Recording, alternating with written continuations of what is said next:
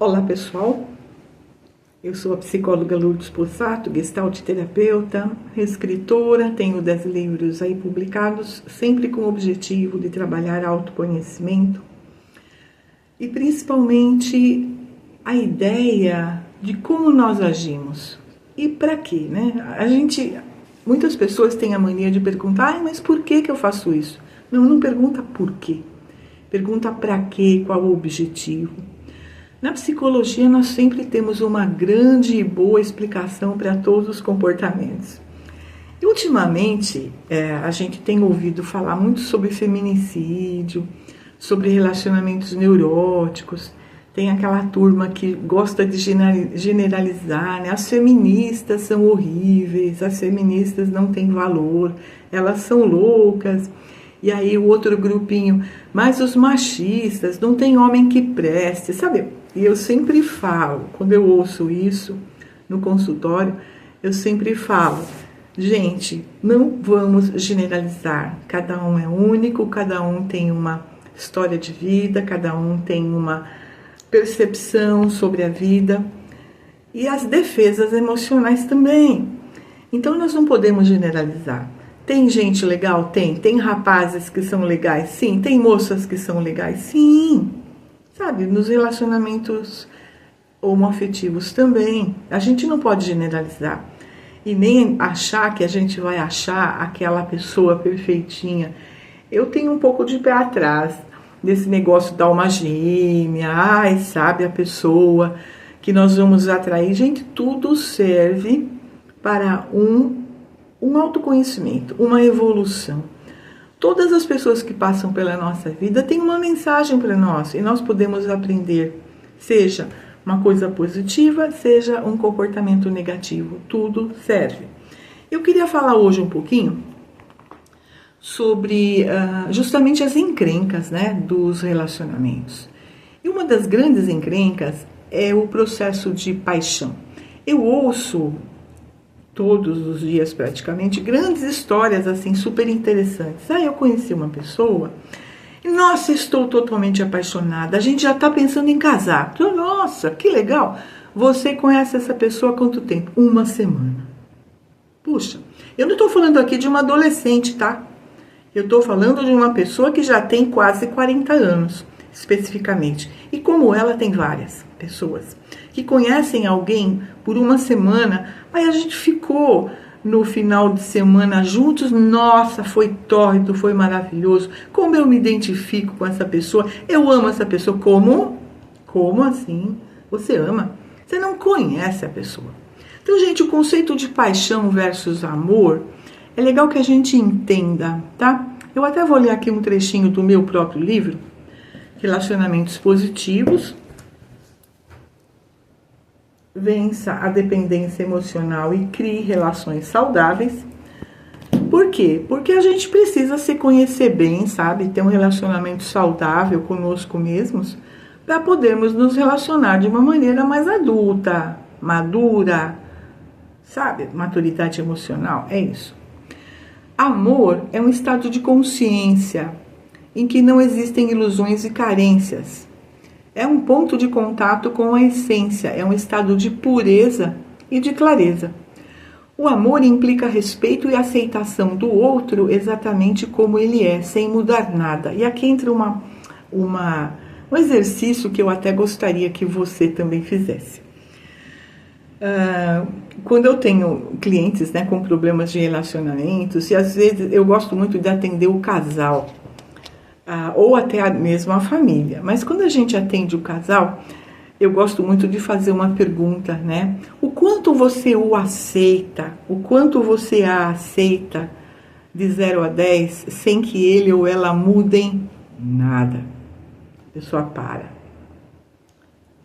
E aí eu sempre falo, né? Amar realmente alguém é aceitação. Na hora que você coloca uma regrinha, tem gente que fala 2 é muito baixo, né? Então eu tô querendo que aquela pessoa mude tudo para atender as minhas expectativas, aí eu vou prometer amá-la para sempre. Esquisito, né? Então, gente, a gente precisa olhar aquele ponto de contato da natureza, da essência. E nós precisamos voltar um pouco no tempo, que é aquela história do conhecimento. Sabe aquele momento em que você encontrou alguém, você conheceu alguém, você estava num momento assim tão espontânea, tão solta, e de repente você viu alguém se aproxima, começou um papo legal, houve várias afinidades na conversa, né, nesse encontro, e depois as pessoas foram continuando a se encontrar, continuando a conversar, e elas decidiram ficar juntas. Mesmo que esse relacionamento tenha algum problema lá na frente, ele é mais saudável, porque nós vamos lembrar, puxa, vamos lembrar o que você gostou nela, o que você gostou nele, o que atraiu um para o outro. Então esse ponto de atração é a parte legal da história que nós precisamos realmente ter em mente, tá?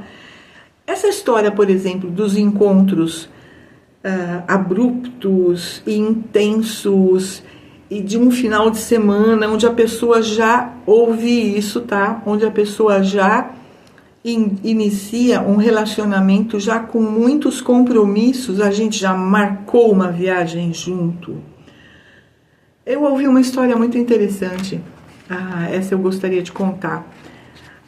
Ela conheceu esse cara no carnaval. Até parece comum, né?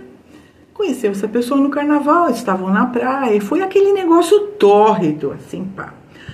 Uma semana depois, ele foi morar com ela. Ela tinha um apartamento, tá? Ele foi morar com ela. Foi uma coisa maravilhosa, tórrida, 2, 3, quase 3 meses, ela ficou grávida, né? Ok?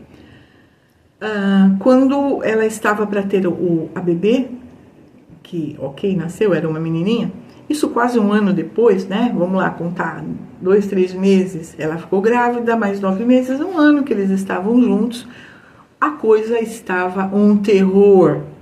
Eles estavam praticamente se matando nesse relacionamento. Mas ok, ela teve a bebê. Um mês depois, ele foi embora. Por quê? Porque não aguentavam, eles não se aguentavam.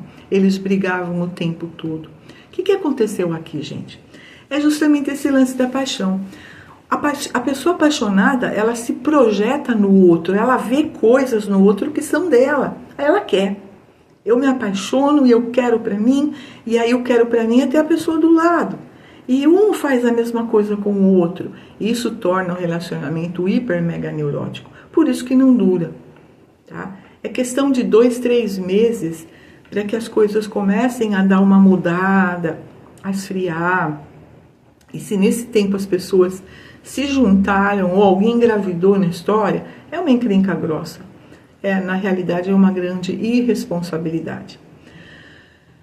Um dos lados, de repente, pode chegar a essa conclusão, né? Ter uma luz, um insight, tipo, puxa, eu tô numa enrascada, eu não quero mais ficar aqui. Só que, de repente, o outro lado ainda tá na neura. Ainda tá na neura. De repente, é uma pessoa muito ciumenta. E aqui nós vamos falar um pouquinho do ciúme.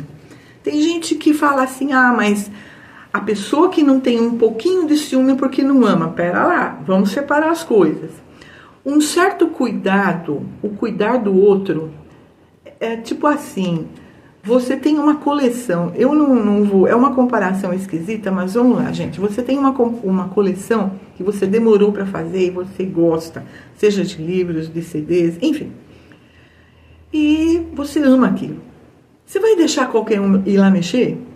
Aquilo não é legal, eu vou emprestar. Não vai. Você vai cuidar. Então, essa coisa meio de cuidar, de preservar, um pouco desse cuidado, ele está relacionado ao bem-querer. Eu não quero estragar, eu não quero que seja prejudicado. Tá? Então, é o olhar de cuidado. Cuidar faz parte, tá? Como aquela história que a gente fala, você comprou a plantinha, você larga lá no cantinho, nem olha para ela, ela vai morrer.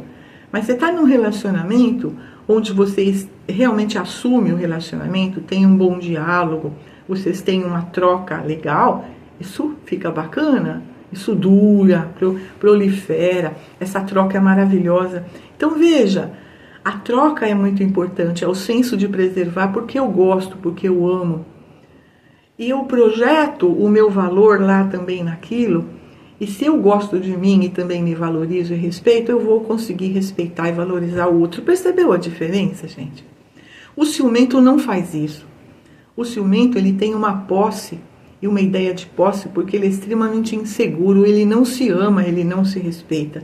Ele é um carente muito grande. Aí ele quer porque quer a pessoa fazendo exatamente a própria satisfação. Ele quer que o outro o satisfaça, o deixe seguro, e aqui entra uma outra neura no relacionamento, que é essa história de achar que alguém lá fora vai me dar segurança. Gente, isso não existe. A partir do momento que você coloca a sua segurança em algo fora de você, você está criando a sua insegurança. Por quê? Porque sim, pessoas vão embora, elas podem morrer, elas desistem. Como você pode colocar a sua segurança no seu relacionamento? Está errado. Sua segurança está em você, no seu relacionamento com você, na sua autorresponsabilidade e perceber o que é melhor para você. Tá? E aqui a gente poderia até estender o assunto falando da inteligência emocional, que é até um outro livro que depois eu vou comentar. A inteligência emocional é muito importante para nós sabermos lidar com as nossas emoções. Então veja, o ciumento, ele é uma pessoa muito horrível, porque tudo, sabe aquela coisa de centralizar tudo nos interesses dele? Aqui nós precisamos diferenciar o egocêntrico ciumento do narcisista. O narcisista é outra história, tá? Que num outro vídeo eu quero comentar melhor. Mas o egocêntrico ciumento, ele domina também, e ele chantageia, e ele manipula, porque ele se sente muito inseguro, porcaria mesmo, aquela pessoa que traz aquela crença do eu não sou bom o suficiente, sabe? Então o outro, se o outro virar do lado 5 centímetros acima do que ele acha razoável, ele já vai achar que algo lá fora é mais importante que ele, que a namorada ou a pessoa que está ali com ele não está dando o devido valor para ele, e ele precisa segurar, e aí vem a chantagem. Uma vez, trabalhando com um cliente, a queixa dele era exatamente essa. Ele tinha tido várias namoradas ciumentas. Interessante, né? E ele começou a perceber que o problema não estava realmente nas meninas, o problema estava nele, ele precisava resolver isso, porque ele era tolerante demais, ele entrava no jogo porque ele também era inseguro. Ele achava que ele tinha que agradar. Olha que legal, olha a neura aqui. Ele achava que ele tinha que agradar, que ele tinha que ser bonzinho, que ele tinha que ser maravilhoso, atender as expectativas do outro para o outro gostar dele. O que ele atraía? Mulheres manipuladoras, ciumentas, que faziam exatamente isso, exigiam dele que vivesse para elas, fazendo tudo o que elas quisessem, no momento, na medida, do jeito que elas queriam, para que elas se sentissem felizes, amadas e valorizadas. Olha a neura, né? Por isso que eu falo, os seus vazios emocionais precisam ser resolvidos por você mesmo, né? Ah, eu preciso que alguém me valorize. Você se valoriza? Ah, eu quero que alguém me ame, que todo mundo me ame. Você se ama? Você se aceita? Tá aí, né? Uma boa pergunta. Então ele fez uma terapia, né? Voltando para o caso, ficamos um tempo trabalhando essa autoconfiança dele, e aí ele conheceu uma garota. Primeira vez que eles saíram, eles foram para uma espécie de um barzinho, mas mais do que um barzinho, um restaurante legal, simpático. Sentaram e pediram lá um drink e tal. Nisso chegou uma garota que ele conhecia da faculdade. Ele levantou, foi até a menina e deu um beijinho. Sabe aquele beijinho? Beijinho do lado. Ficou conversando um pouco com ela e voltou para a mesa. Quando ele voltou para a mesa, a então namorada fechou o tempo. Tava puta, chorando, xingou tudo que tinha direito, intimou ele. Como você faz isso comigo? Você me larga aqui na mesa para falar com outra mulher, sabe? Escarcel. Aí ele falou, seguinte, o negócio é o seguinte, eu mando em mim. Eu estou com você porque eu quero. Tem algumas coisas que eu até admiro em você, e por essa sua reação eu já estou começando a refletir melhor, porque eu não quero que ninguém mande em mim. Eu conheço essa pessoa da faculdade, eu levantei para falar um oi para ela, porque ela é minha amiga, e você precisa confiar em mim, no meu bom senso. Isso não é traição, isso não é maldade, isso não é manipulação, isso é espontaneidade. Eu sou o que eu sou. Nossa, adorei, porque é a frase da Gestalt terapia. Eu sou o que eu sou. Eu sou eu, você é você. Eu não tenho que atender suas expectativas e nem você as minhas. E aí ele falou o que ele sentia. Ou ela confiava nele e eles tinham a proposta de se conhecer e ver o que acontecia, ou eles romperiam ali mesmo. A menina ficou super sem graça. E final, que bom, né, que ela tinha assim, um pouquinho de vontade, digamos, de se mudar, né, assim, de mudar um pouco esse estilo dela, por conta de outros relacionamentos anteriores também, né, onde ela foi realmente sacaneada. E aí eles puderam iniciar um relacionamento saudável. Gente, tá um exemplo aqui legal, onde a gente mostra que grande parte da neurose dos relacionamentos, ela é uma coisa que um alimenta no outro, é retroalimentação. Então, os dois têm uma responsabilidade pela neura implantada. E eu sempre falo uma coisa que é até meio pesada, que é o seguinte: quando o relacionamento tá ruim demais e tem essa manipulação, esse controle, esse lance de ciúme, de projeção, do é meu, porque ninguém tasca, ninguém viu, tem que fazer tudo o que eu quero, e sabe aquela coisa, onde você foi ontem? Eu liguei para você, você não me respondeu. A pessoa fala, mas eu respondi. Não, você respondeu 5 minutos depois. Oh, que legal! Eu tenho que responder na hora? Eu tenho que estar à sua disposição? Gente, olha a neura. Eu aposto que muitos de vocês podem contar alguma coisa parecida. Então veja, quando está nessa neurose e a pessoa começa a ficar de saco cheio, né? Se sentir ameaçada, aí voltamos na história do feminicídio. Gente, não acontece. Assim, de repente, não acontece. É uma sucessão de atitudes. E aí eu acho que o alvo, no caso, precisa se tocar. Sabe, acho que não tá legal. Olha como uma pessoa age comigo. Ela não é confiável. Para de achar. Aí vem, mas se ele me ama, ele muda. Com o tempo ele muda. E se a gente casar então e se eu engravidar, não, eu acho que ele vai me respeitar mais. Para. Gente, isso é uma ilusão fantástica. Então eu acho que às vezes as pessoas alimentam um pouco a própria neurose e correm riscos desnecessários até chegar a um finalmente muito negativo. Então vamos prestar mais atenção. Uma vez uma cliente saiu com um sujeito, ela disse, a gente foi passear num parque e ele, em vez de me dar a mão para descer, porque eu pedi, tô com medo de cair, ele falou, se vira, meu. Na realidade ele me empurrou. O que você acha disso? E cai fora. Pera, a pessoa está com medo, ela pediu uma ajuda. Você me dá a mão para descer aqui? Não, se vira. Problema seu, e até empurrou a menina. E foi grosseiro. Num primeiro encontro, numa primeira saída, gente, peraí. Então as pessoas se mostram. Seja logo de cara, seja depois dessa conquista, né? Que é a história do... Como eu falei, né, da semana, das 2 semanas em que as pessoas...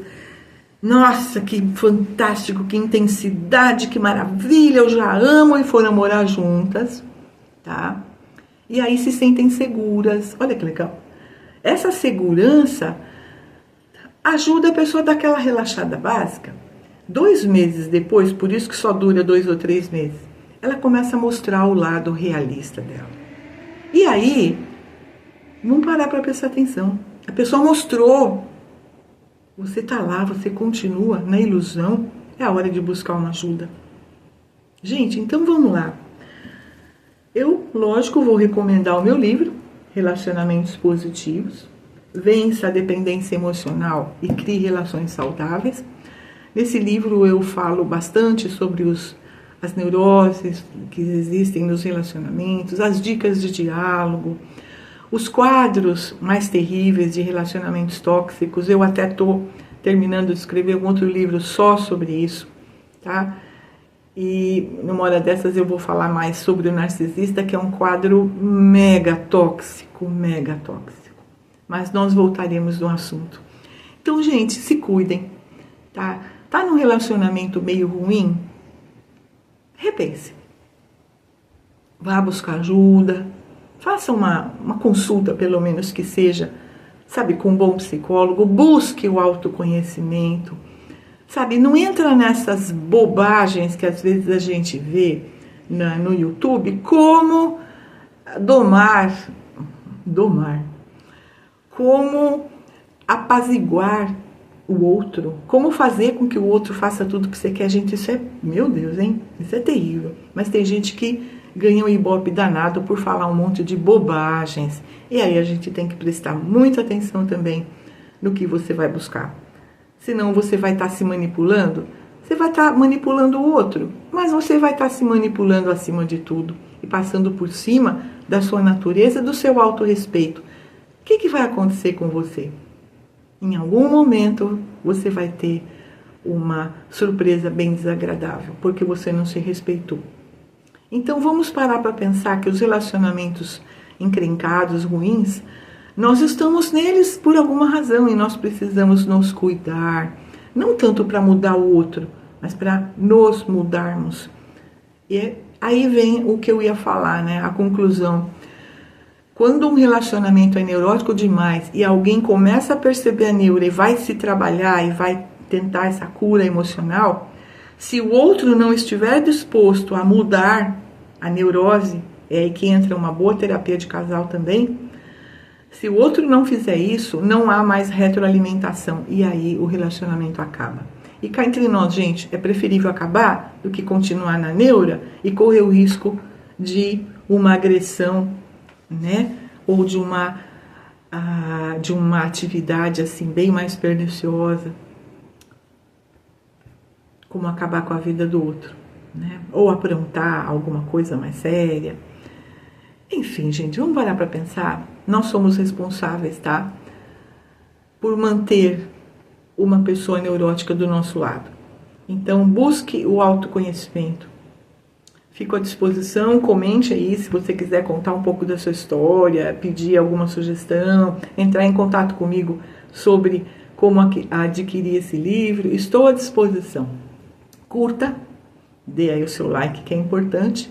Comente, compartilhe, que eu acho que é um assunto bastante interessante para todo mundo crescer e criar uma maturidade emocional maior. Tá certo? Namastê! Obrigada pela sua atenção e fico à disposição para maiores dúvidas e quaisquer detalhes aí sobre os relacionamentos. E leia o livro, que é muito interessante.